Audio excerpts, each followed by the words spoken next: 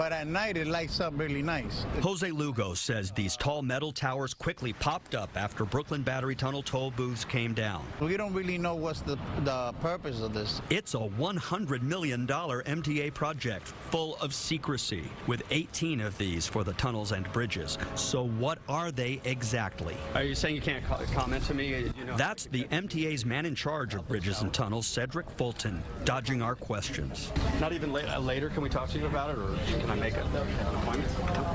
Some MTA board members, including New York City Transportation Commissioner Polly Trottenberg, say they know too little about the towers, even with about half the money spent and some of the towers up. A lot of the board members felt like they didn't have all the details they would have wanted, myself included. Residents who say they suspect there is much more going on with these towers than meets the eye wonder, will they ever know what's going on inside them? I'm going to guess it's probably not just a decoration. It's a bit mind-boggling that the MTA is approving $100 million for what appears to us to be big decorative pylons. John Caney is leader of the watchdog group Reinvent Albany. What we're asking for is transparency from the MTA. We demanded answers from MTA Chairman Joe Loda. Some of your own board members say they don't know the specifics. The base of these new pieces that are going up include whatever fiber optics are necessary for those homeland security items. In other words, anti-terror technology. Could it one day include facial recognition? We don't know. He won't say. I'm not at liberty to discuss that. So watch as more of these expensive towers rise, with mystery tucked away inside them. In Lower Manhattan, Dave Carlin, CBS 2 News. Hey guys, it's KJ from the Scariest Movie Ever channel on YouTube. So for quite a while I've been following this story about 5G and the developing network. And it's my opinion that this is a physical manifestation of what I call the beast system. Quicker connections, more streamlined videos. I mean, who wouldn't want that? But as most of us know, you typically can't trust the official story on most things. And when we really start looking into this 5G system, I personally start seeing a few major red flags. One is the damage that it can do to nature and also humanity. And the other side of it is something that I question. We know that the New World Order is all about control. It's also about depopulation. And I find both of those subjects when I look into the 5G beast system. On one hand, it is harming people. And on the other hand, it literally seems to be a manifestation of the beast system control grid. What's up, guys? Spencer D here. End of August 2017. I just wanted to make a quick video to maybe help people start looking up at these new cell towers they're putting up everywhere. You can't go much more than a mile without seeing a new one. They all seem to be at about, 100, 150 feet high. This one happens to be in my aunt's backyard. From what I hear, they're putting off radiation like you wouldn't believe. As you can see, this one right here. That's what they are. 5G microwave death machines. I mean, whatever they are. They're not telling us what they are, and they appear to pop up overnight.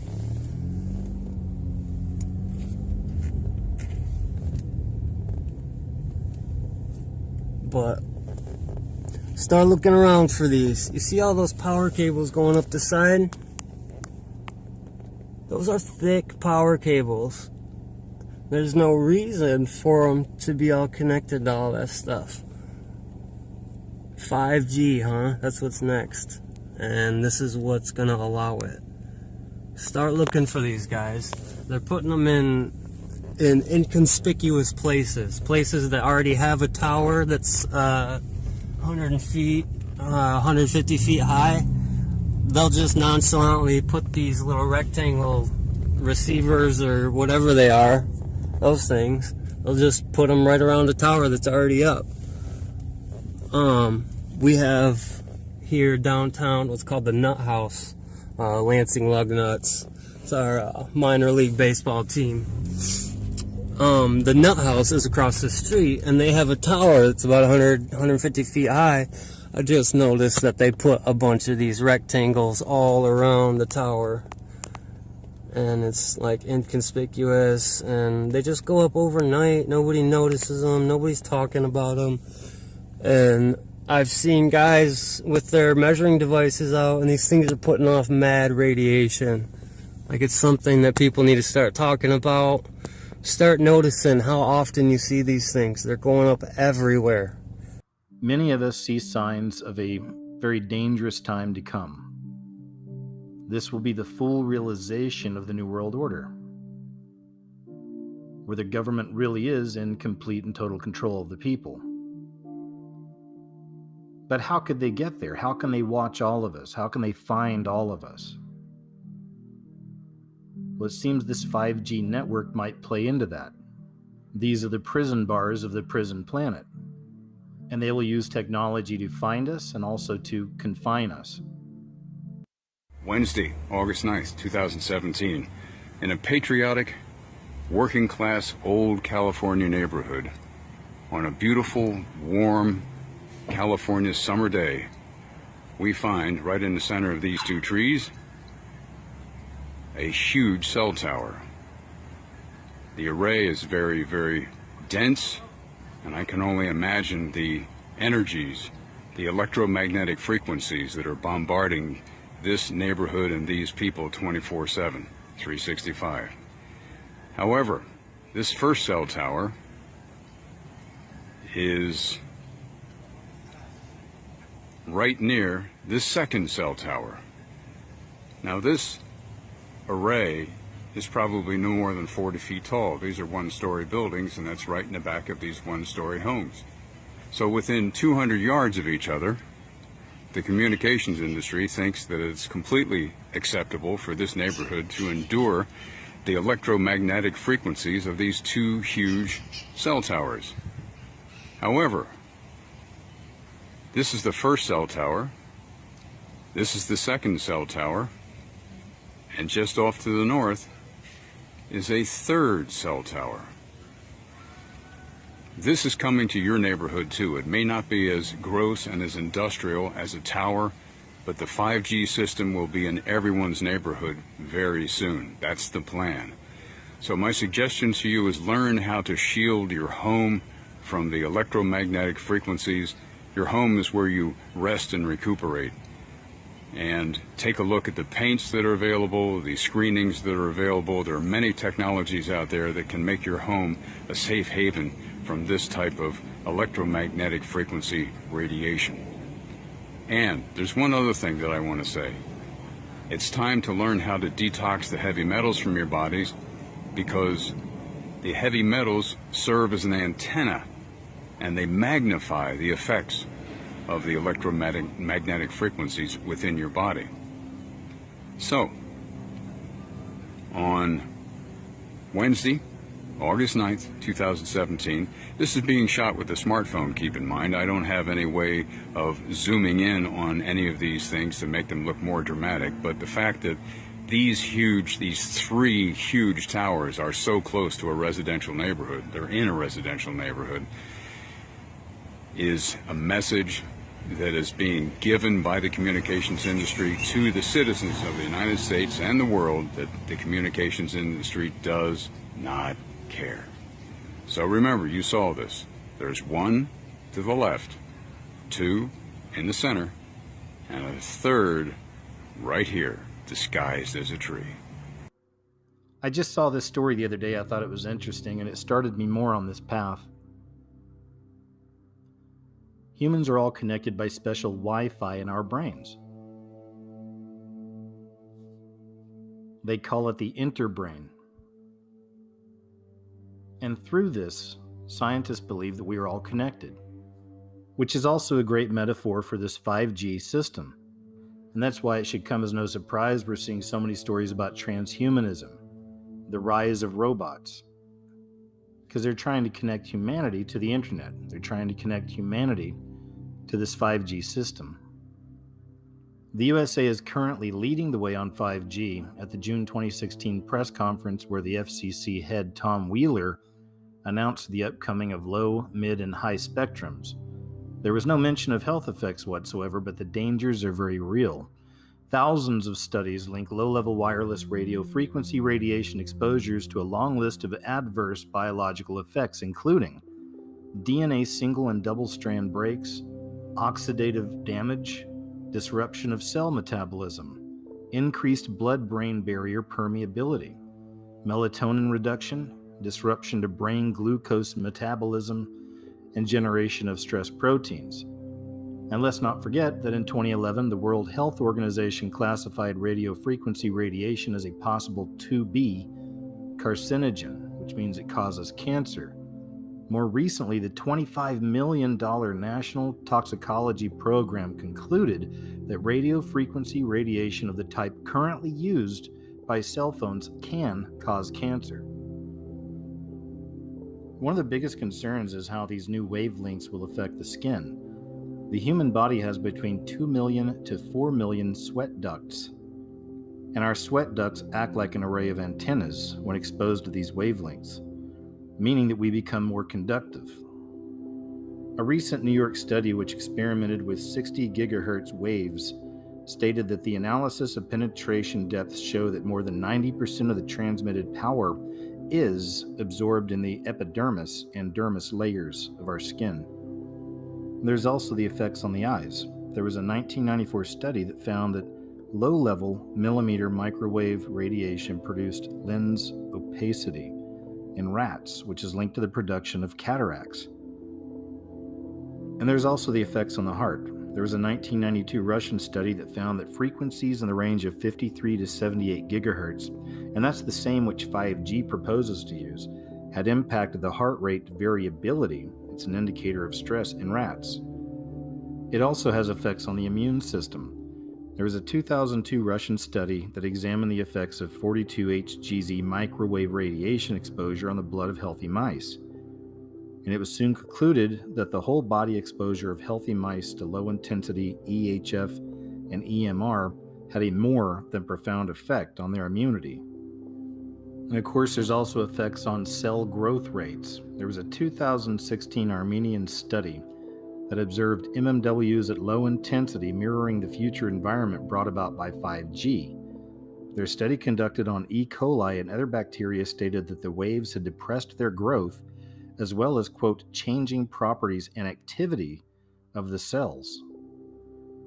In 2007 and again in 2012, a group of scientists and public health experts released a report suggesting people reconsider our relationship with these energy fields. Known as the Bioinitiative Report, its aim is to assess scientific evidence on how EMFs impact our health. The conclusion is that we need to drastically reduce our EMF exposure.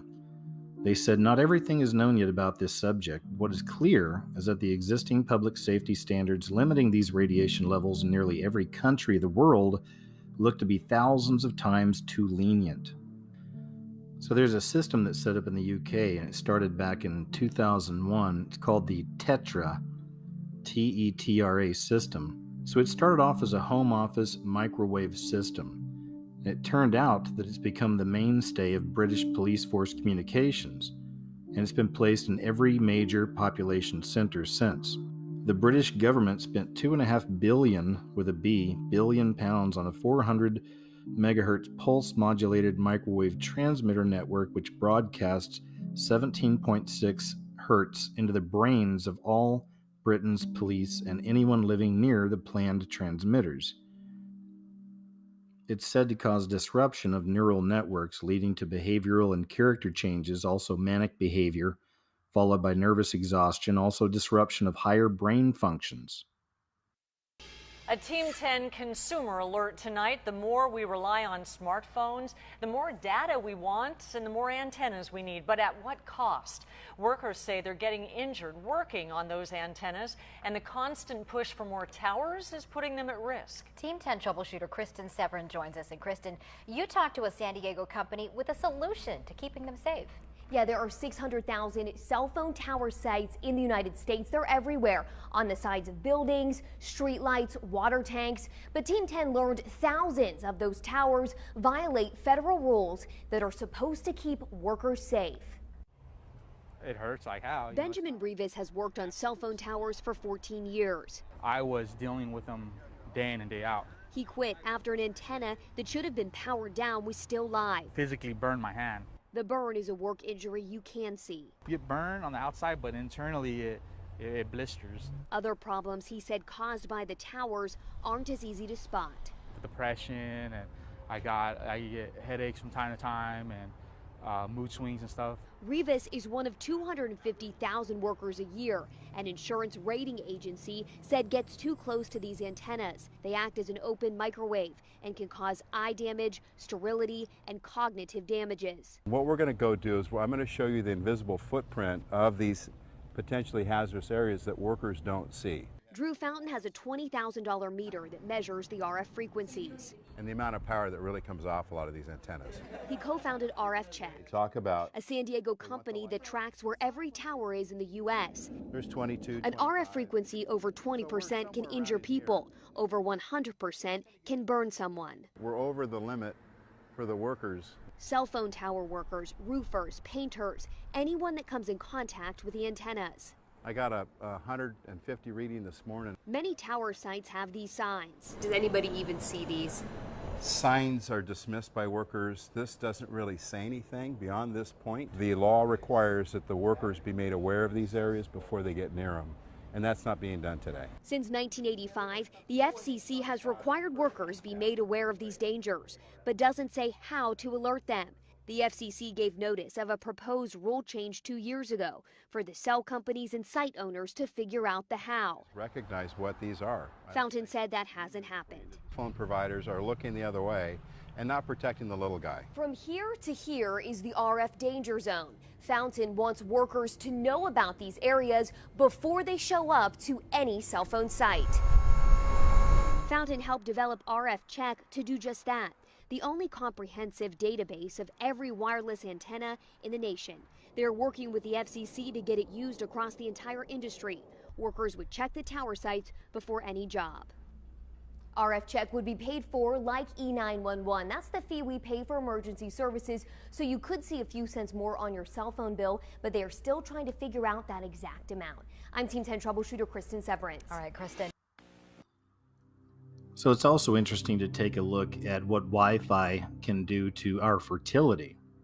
There's been a lot of research on this, and one study examined the relationship between human sperm health and internet-connected laptops utilizing Wi-Fi. This form of internet connectivity is wildly popular, obviously, with many chain restaurants and coffee shops offering the service for free around the clock. But what the researchers found was quite shocking, especially if you're a regular laptop user. And pay attention to this right here. After just 4 hours of using a Wi-Fi connected laptop, a significant decrease in the quality of sperm was observed. So that set of studies was conducted back around 2011. We're in 2018 now. Here's a story from 2017. Sperm counts of Western men plummeting, analysis finds. And throughout this article, they keep questioning what's happening, as if they have no idea where this is coming from. So as time has gone on, and as time continues, we are all going to be connected to this, in one way or another. So no surprise you're going to find your fair amount of propaganda around this. This system doesn't want you afraid of it. They just want to put it in place. I found several stories like this. This one's from the Telegraph. Wi-Fi is not harming our children. Here's the evidence. And every one of these articles are the same. They're just playing down any of the research that's been out there showing the opposite. So we go from that story to this one. Why fried? Do wireless routers really kill plants? You may have heard of this story. It recently happened back in December. Some students in Denmark, and these were children, they did a school experiment and they found that cress, or seeds growing near Wi-Fi routers, went brown. And here's an image from that experiment. You can clearly see the healthy on the left and the unhealthy on the right. the crest on the left was not exposed to wireless signals, where the one on the right was exposed to 2. This is one woman's experience of living on the top floor under cell antennas for 2 months. It started with my daughter. She initially got a rash on her leg that was sort of unexplainable, and when she was trying to explain to me what it felt like, she kept saying it was kind of funny because it wasn't hurting inside or on the skin. She said it was hurting in the skin. And then a few days later she got another rash on her arm, and then another small kind of stranger rash, and it was the same thing. And then one day in the kitchen she was holding something and she dropped it because she said it felt like the blood in her hand went cold and in a wave along her hand to her fingertips, and then her hand stayed numb for about 15 minutes. Some more of the symptoms include a sort of hissing in my ear, in particular when I'm in my apartment, but for about 3 days, anywhere I went, it would just sort of come in. I kind of felt like an antenna, and I'd sort of kind of go like, trying to find the place where the hissing or the buzzing stopped. I've not slept in my apartment since last Saturday, so a week ago now, and the buzzing went away after about 3 days, and also the feeling of tingling all over my body slowly started to go away. But I have noticed that whenever I'm in other buildings now or anywhere close to, I don't even know what, because I was never sensitive before. I'm no Luddite. I have computers, I have all the stuff that most of us have, and I've never been sensitive at all. But now wherever I go, I'm feeling the same as I felt in my apartment, feeling dizzy and nauseous and a sort of a metallic taste in my mouth, headache and pressure on my head, and just feeling like I want to sort of faint or throw up. And that's wherever I go now. So I found myself becoming increasingly sensitive to my own computer and my own cell phone in ways that I never was before. Imagine the implications of a weapon with no visible trace, a weapon that could knock out tanks, ships, and planes as fast as the speed of light. The same technology with modifications could disorient and even tranquilize military personnel, rendering them virtually helpless in the battle zone. These are the new weapons of war we will examine in this series.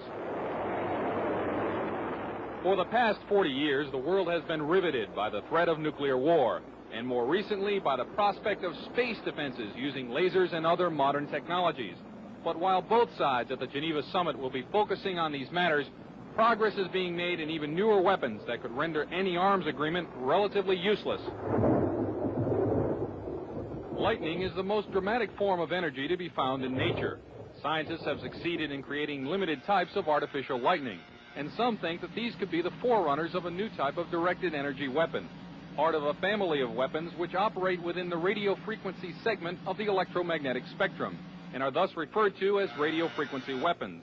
Dr. James Frazier has researched electromagnetic effects for the Air Force for over 10 years, and he, like a small but growing number of weapons experts, feels that radio frequency, or RF weapons, could be the wild card in the ongoing arms race. You could have tremendous amounts of radiative power, and what you did with that power then is a matter of engineering design and what your goal is. Robert Bass, a physicist and PhD in mathematics, is working on U.S. weapons research. He says that the Soviets seem to be ahead in a number of areas, and especially in RF weapons. We are behind the Soviet Union in directed energy weapons based on 60 gigahertz microwave beams. Dr. Bass and others feel the most likely form of Soviet RF weaponry would be high-powered microwaves, similar to a focused, ultra-high-intensity radar beam. It would literally cook humans and knock out computers and electronic surveillance and communications gear. An operational RF weapon, relatively cheap and reusable, could devastate sophisticated and expensive war machinery. The $20 million F-16 fighter, for example, is totally controlled through electronic sensors and computers. With no manual flight controls, the plane would literally fall out of the sky after being hit with a high-intensity pulse of microwave radiation. Scientists say that microwaves and other types of RF pulses operating at specific frequencies or windows can be transmitted with little or no loss of power.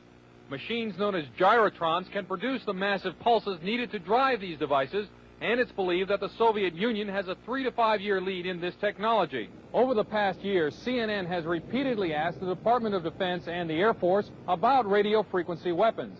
After much resistance, DoD finally said that the subject was too sensitive to discuss. In my next report, unexplained cloud-like phenomena which may be evidence of a Soviet breakthrough in RF technology.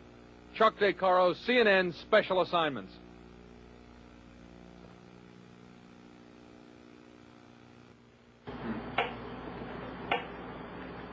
This is a Soviet LIDA machine. It transmits low-energy radio pulses between 0 and 100 cycles per second. In the Soviet Union, LIDAs have been used for years to tranquilize psychiatric patients without physical contact. This sound, which is received by shortwave radios in the United States, is generated by another Soviet radio frequency device. It is known as the woodpecker because of its tapping noise. It is broadcast by a number of high-powered radio transmitters operating deep in the Soviet Union since July 4th, 1976. Though the official Defense Department explanation of the woodpecker is that it is an over-the-horizon radar designed to track U.S. missile launches, some scientists suspect that the woodpecker is designed to interfere with human brain function. As far as I'm concerned, the potential that this has for producing a direct psychoactive effect upon the total American population is there, has never been disproven. Dr. Robert Becker is a pioneer in the field of bioeffects of electromagnetism. The signal range within which the woodpecker operates is that which has been reported by many investigators to produce a tranquilizing effect upon animals. We are just incredibly sensitive to these magnetic stimuli. Dr. Bob Beck, a PhD in nuclear engineering, has done extensive research into electromagnetic effects on humans. The signal was permeating power grids in the United States. It was being picked up by power lines, re-radiated. It was coming into the homes on the light circuits. I was surprised after coming here that the influence of electromagnetic fields was almost completely ignored here. Dr. Larissa Valenskaya was heavily involved in Soviet electromagnetic research before being allowed to emigrate to the United States. She told CNN about Soviet research in electromagnetic effects. They demonstrated theoretically and also demonstrate experimentally that low frequency, low energy electromagnetic fields also can possess biological efficiency because any field not only carries energy but also carries information. She stated that the research was carried out on orders from the Soviet government. Of course, the military were extremely interested in this potential of remote influence. Is the United States military working in the field of electronic mind control? Officially, the Department of Defense will not comment because the subject area is, quote, too sensitive. But CNN has learned from this government scientist, who did not want to be identified, that a Navy laboratory conducted research into the use of an RF device for counterterrorism and special operations.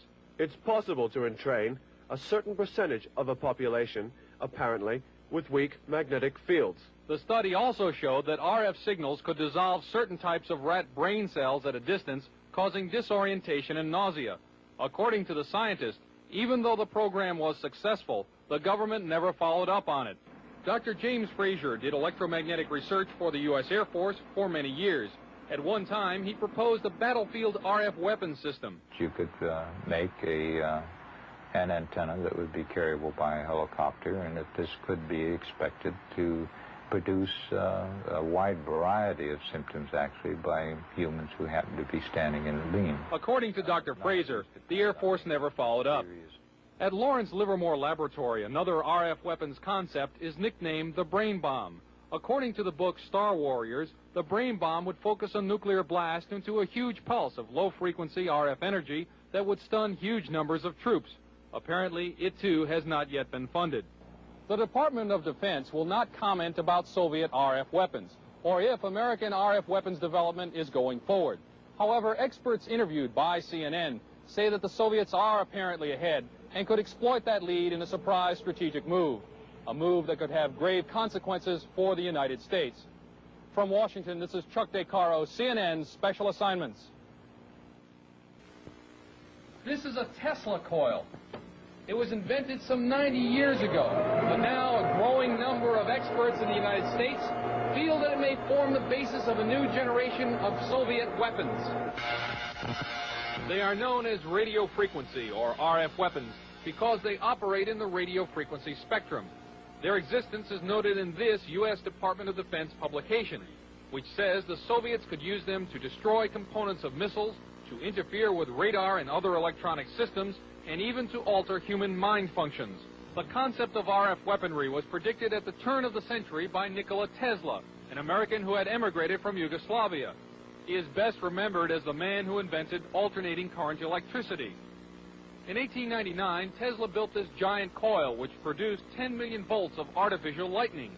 From it, he theorized the possibility of death rays. This and many other of his ideas about the physics of electricity were ridiculed by the scientific establishment. Pure science is not a sure thing. You can't predict what's going to work out and what's not going to work out. Robert Golka, a research scientist, built a replica of the Tesla coil about 80 years later. Golka was trying to produce a phenomenon known as ball lightning. He also used the Tesla coil to conduct testing for the U.S. Air Force. What I was doing was setting in maybe 5-foot-long models of advanced fighter aircraft, and we would want to try to find out which part of the airplane was more vulnerable to lightning strikes, whether it was the wingtip or the canard where the pilot sat. These experiments could also demonstrate the effect of the electromagnetic pulse of a nuclear blast, and Golka says the effect of RF weapons as well. Golka thinks that Tesla's theory that electromagnetic power could be transmitted through the Earth and its atmosphere without wires is a key element in the Soviet Union's work on RF weapons. Tesla's novel weapons theories were generally ignored in the United States. Nikola Tesla died in 1943, and after the Second World War, all his papers and effects were shipped to his native Yugoslavia, where they were enshrined in a museum. Some say that that museum proved to be a gold mine for Soviet weapons scientists.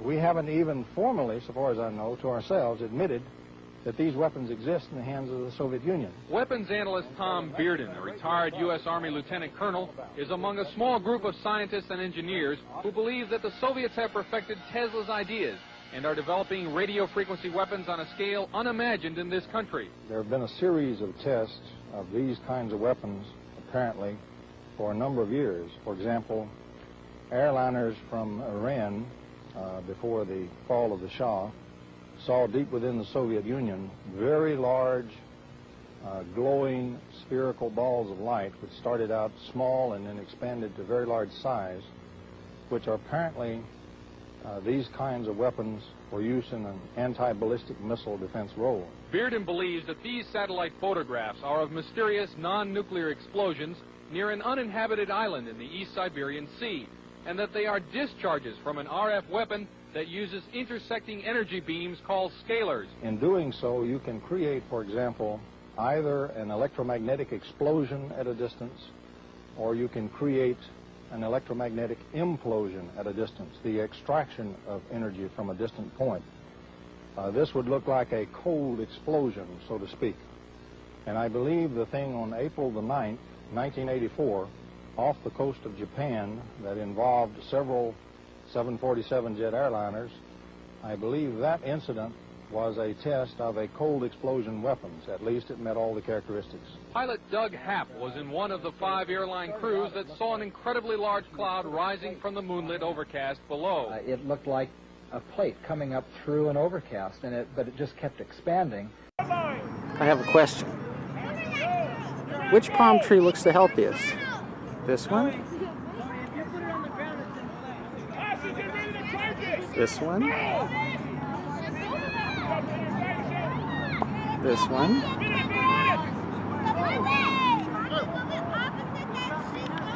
That one? Or that one? I have another question. Which palm tree looks the sickest? That one? That one?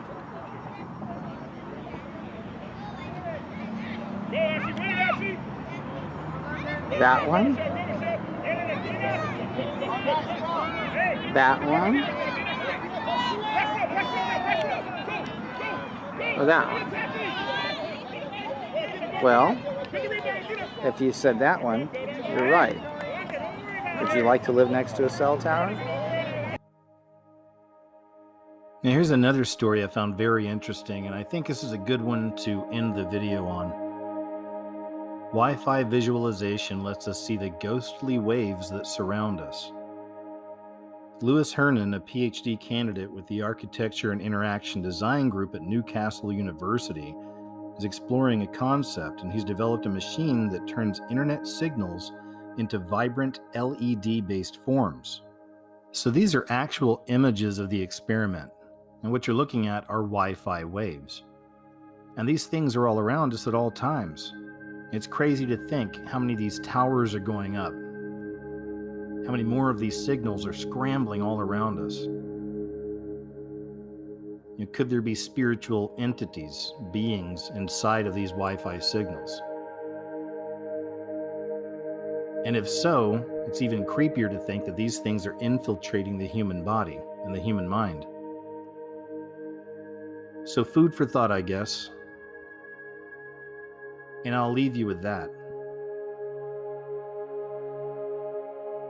This 5G beast system is going up all around us right before our very eyes. And there are people all around the world that are trying to fight this in their own communities. I can't blame them.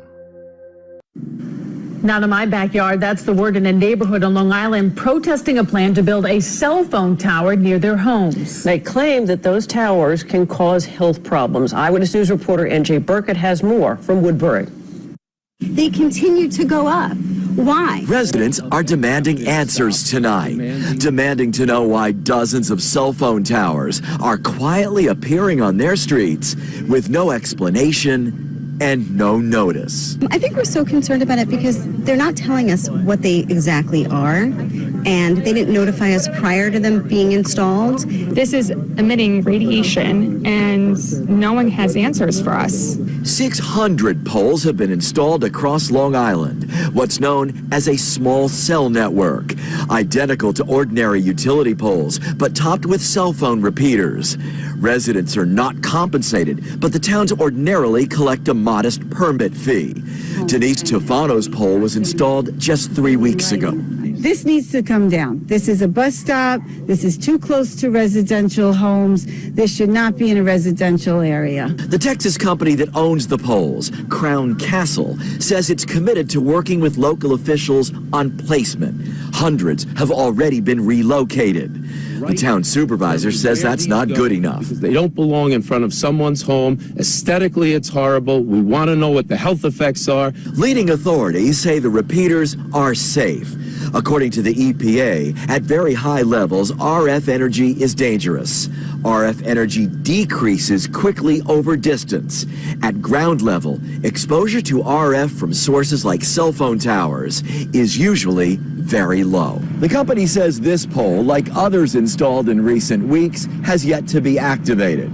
Although the town issued the permits, the supervisor says he's determined to revoke them and to prevent any other poles from being built.